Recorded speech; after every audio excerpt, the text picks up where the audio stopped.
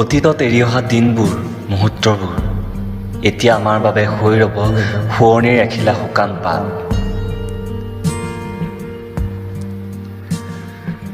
সময়বোৰে যে কাৰো বাবে অপেক্ষা নকৰে, অবিৰাম গৈ থাকে ঠিক বুৱতী নদীৰ দৰে।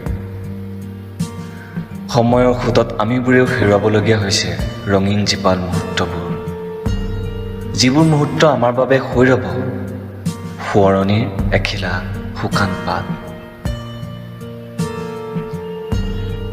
2014 বৰ্ষৰ যিটো দিনত আমিবোৰ লগ হৈছিলোঁ ডিকেডিৰ বুকুৰ একেটা কোঠাত, তেতিয়া আমাৰ মুখবোৰ আছিল অচিনাকি। হয়তো দুই এজন কাৰোবাৰ চিনাকি থাকিবও পাৰে। আৰু আজি সেই দিনটো আমাৰ বাবে হৈ ৰ'ব এটা স্মৰণীয় দিন।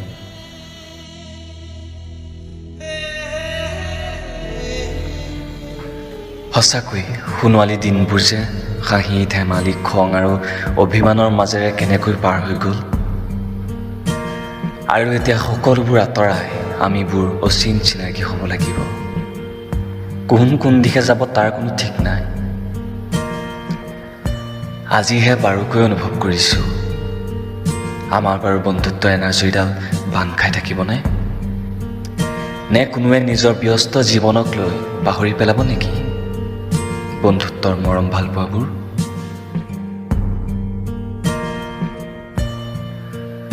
মই সকলোকে অনুৰোধ কৰিছোঁ আমাৰ বন্ধুত্বৰ বান্ধোন যাতে কেতিয়াও নিছিঙিবা। কিছুমান মুহূৰ্ত উৰি আহি মোৰ হৃদয়ৰ দুৱাৰত বৰকৈ আমনি কৰিছে।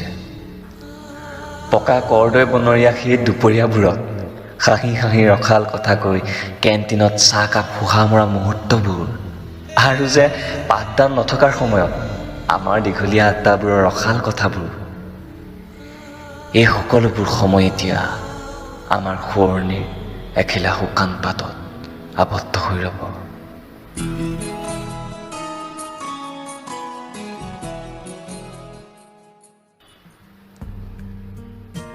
কবি উৎপল বৰুৱা।